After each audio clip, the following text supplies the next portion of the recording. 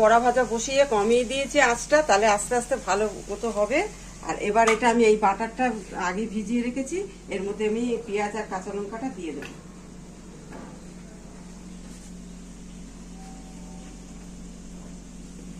দিয়ে দিলাম, এই যে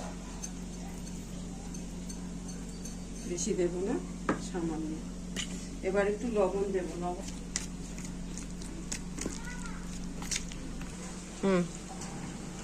এইভাবে ভরে নেবো। এই যে এটা দুভাগ করে কেটে নিয়েছি, সিদ্ধ করে নিয়েছি। এই যে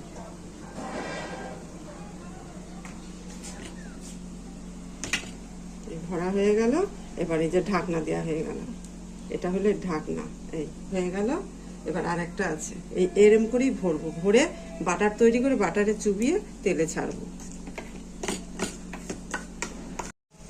এটা হয়ে গেছে, এবার আমি তুলে নেব এক এক করে।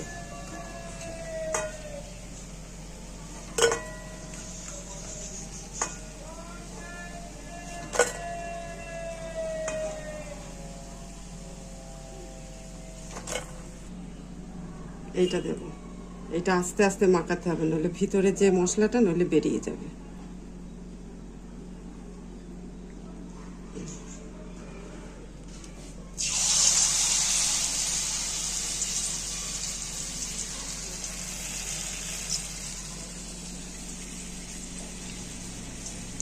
একটু মোটা করে নিতে হবে, পাতলা হলে গায়ে দাঁড়াবে না।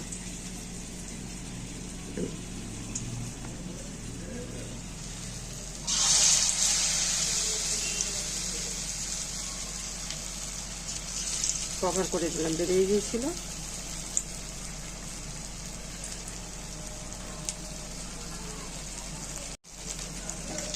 এই উল্টে দিলাম, এপিট ওপিট করে। এটা অল্প আছে করতে হবে, তাহলে ভিতর পর্যন্ত যে মশলাটা দিয়েছি সেই মশলাটা ভালো মতো সিদ্ধ হয়ে যাবে। এই যে এখন হয়ে গেছে, এখন উঠিয়ে নেব।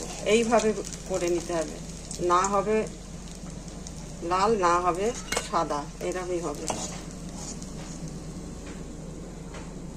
এই যে অপূর্ব হয়েছে দেখতে।